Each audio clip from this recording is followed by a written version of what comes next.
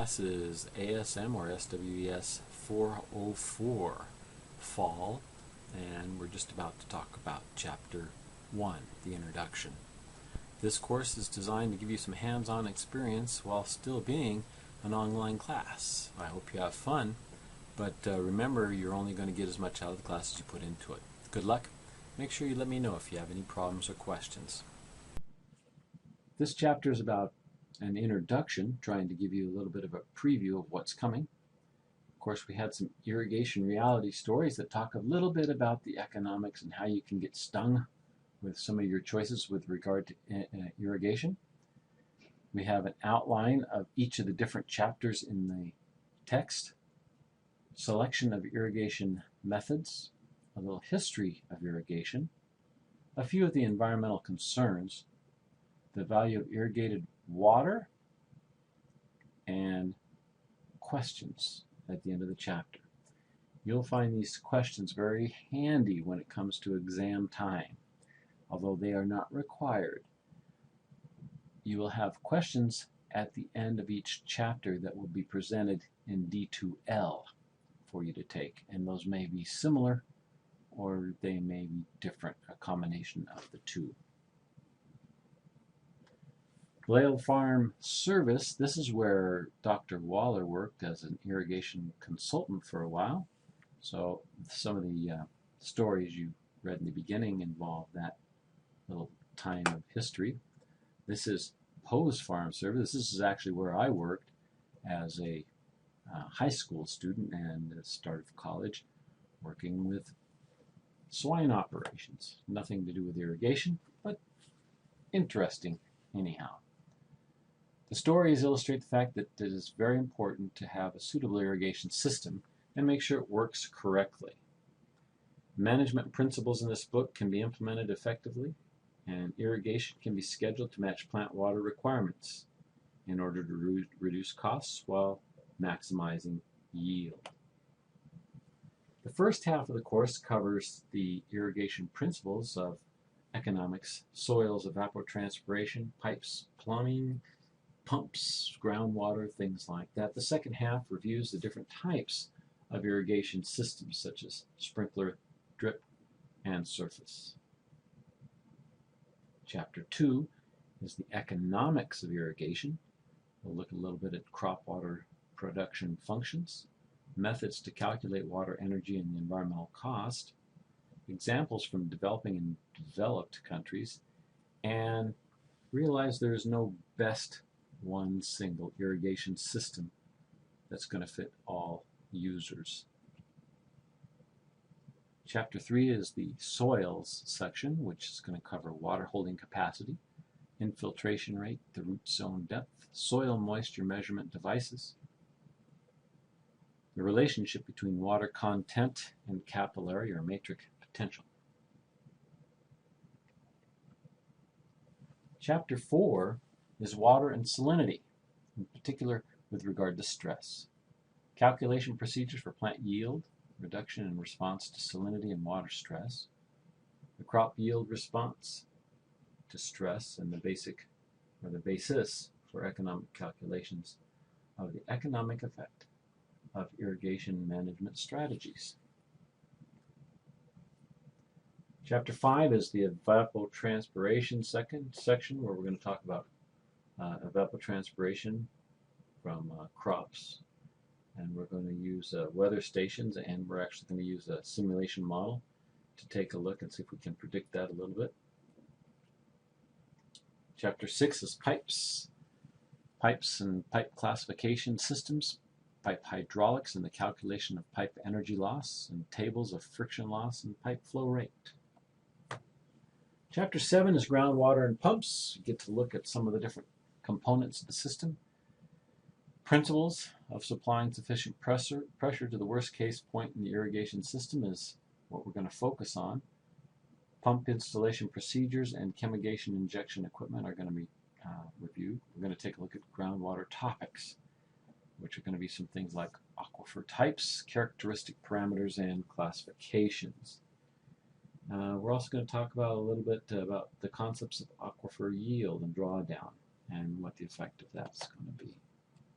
Turf irrigation. Turf irrigation is going to be a little bit of the landscape irrigation components, such as emitters, pipes, and valves in Chapter 9. The design and management in Chapter 10, and the watering methods that we're going to see, such as a point source drip, maintenance issues, line source drip, and bubbler versus flood. This is a little line emitter. This is a built-in emitter right in the drip line. This is a little example of a bubbler, and a bubbler system, you can see, spreads the water out just a little bit more.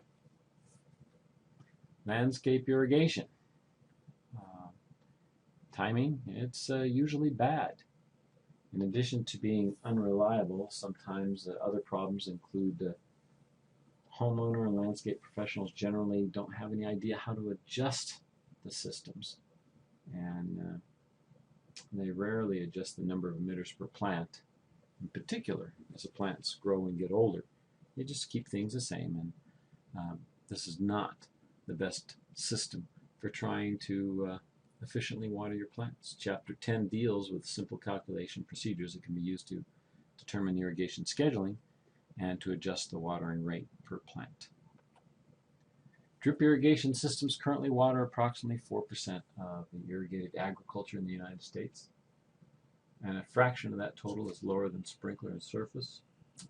Drip irrigation area is expanding rapidly, though many irrigation companies focus on drip irrigation system design. That's something that a lot of homeowners can't do by themselves, so they seek help. Advantages and disadvantages. Drip systems are relatively thin, so they can be damaged quite easily versus PVC and steel pipe, and these small drip irrigation emitters and orifices plug easily. And the biggest thing you need here is management.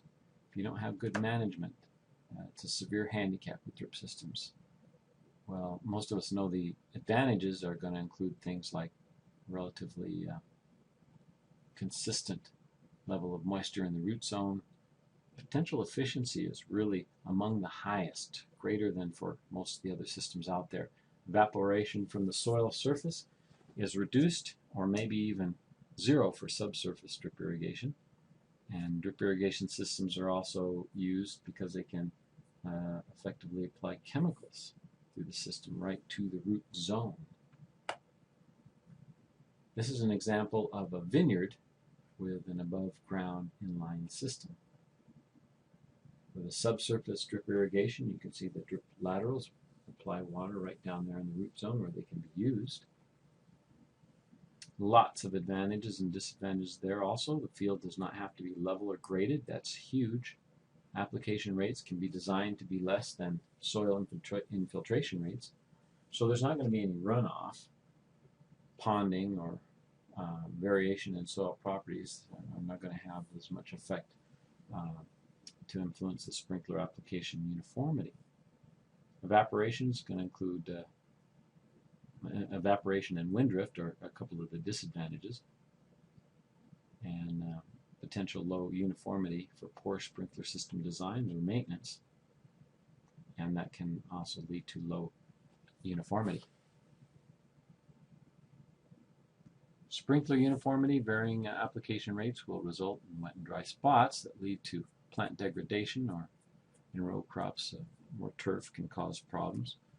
Low uniformity may not be critical in an orchard where it's a major concern that trees, or each tree, receives the same volume of water. So we have different kinds of systems that will work better in other applications. So how much irrigation do we have out there? Well, about 46% of all the irrigated acreage in the United States is sprinkler. 75% of the sprinkler irrigated land in the United States is under center pivot. And the center pivot systems began in Nebraska and now water 4.6 million out of 7 million acres of irrigated agriculture in Nebraska alone. Here's a good picture from the NRCS showing that center pivot irrigation system. Here's another example of a very popular system, a linear move irrigation system. In this particular system, the supply canal is on the side where you can draw from a pump, or you can have a hose you can see hooked up to the system, and this one will just travel straight across the field. So this is, of course, going to irrigate a rectangular field. Hand lines, a lot of hand lines out in Yuma. We use them to start our seeds before they go into furrow irrigation systems, and there's very popular wheel line systems. Not so many of those around here, but a lot of them up north. A lot of them on crops such as alfalfa and other things where we have wide open areas. Here's a traveling or rolling big gun system that you can see, and these things are designed to be pulled across the field by a big reel, and as they go, you can see the big gun there that I don't know what this particular picture is showing, but it might be 1,000 or 1,200 gallons per minute through some of the big guns. And the reason those work is because you can see they atomize the water as it's being shot up into the air. Under tree sprinkler systems work very well for orchards. In Chapter 13, we'll get into surface irrigation, which is going to include canal structures, flow measurement, furrow irrigation, border strip irrigation, surface irrigation, and we'll use a model to predict that. Border strip irrigation looks something like this. Furrow irrigation is, of course, still being used an awful lot. Level basin irrigation system for an orchard there. Chapter 14, we're going to get into irrigation scheduling, checkbook approach, and we're going to use the WINS model. And the last week of classes we'll have available for videos or presentations. Now, a few of the irrigation methods we want to talk about here to finish up: surface sprinkler and micro and sub irrigation. Cropland irrigation type. This is a few years ago in 1997, but you can see what we've got is the percent of irrigated cropland. If you look over here, bottom of the screen, right in here, we've got 38% gravity, 18% combination, and 44% pressure systems. So the total irrigated cropland is about 62 million acres, and you can see where the majority of that takes place. Of course, we have huge amounts in California, Texas, and in Nebraska, some of the biggest areas for irrigation. Potential efficiencies. We said earlier that the drip irrigation systems tended to be pretty high. You can see here that the level basin furrows, maybe 80–90%, going on down to some less efficient systems with hand move or portable, side roll, traveling big gun, and then down here at the bottom, of course, we've got the micro irrigation systems. This is a little bit of the irrigation water balance to take a look at. Water diverted for irrigation at the farm, of course, it can go out in evaporation, seepage, operational waste, but of course the majority of it we hope goes into the actual production of agricultural crops, and it's going to change the soil water storage profile. And of course it can leave through a variety of means depicted in this picture, such as evapotranspiration. We can gain some by rainfall, we can have runoff, and we can have percolation. So the idea is we don't lose any of this water. It's all in a continuous cycle. Here's a good picture showing some of the irrigation in arid lands, and if you take a look at us over here in Arizona, you can see we've got an awful lot of the red here, which means that the average annual precipitation is down less than a couple of inches a year, and that will go to some areas that are extremely high, such as up here in the northwestern United States. We get a great deal of precipitation along that belt right there. The extent of irrigation of the 431 million acres cropland in the United States, maybe 55 million acres are irrigated. Major irrigation projects, which transport the majority of the western United States river water to arid regions, have been a key factor in proliferation of irrigation systems. For example, The Colorado River, I know, irrigates maybe somewhere in the neighborhood of about 3.5 million acres in the Southwest. And that converts to about enough food to feed 25 million people. The development of the Colorado River is a good example of tension between protection of the environment and development of resources for human activities. So there's still a lot of stress going on over those things. Sustainability is one of those important concepts with regard to water and water resources. The basic premise of sustainability is that natural resources should not be depleted over time, but should continue to provide the same benefit for all time. And all time legally is defined as basically about 100 years. The value of water varies with use, and the value of water in agriculture compared to municipal water can be compared by looking at the yearly volume required per person for drinking, household management, and food production. And you can see here that drinking water requirement, about 1 cubic meter, domestic and municipal uses at 100 cubic meters, and food production at 1,000. So of course agriculture is blamed for a lot of the water shortages that we now experience. But there's no doubt about it, irrigation has definitely changed the look of the environment and the way we think about food production. In fact, it's changed the actual nature of the earth so much that we can actually see irrigation from the air.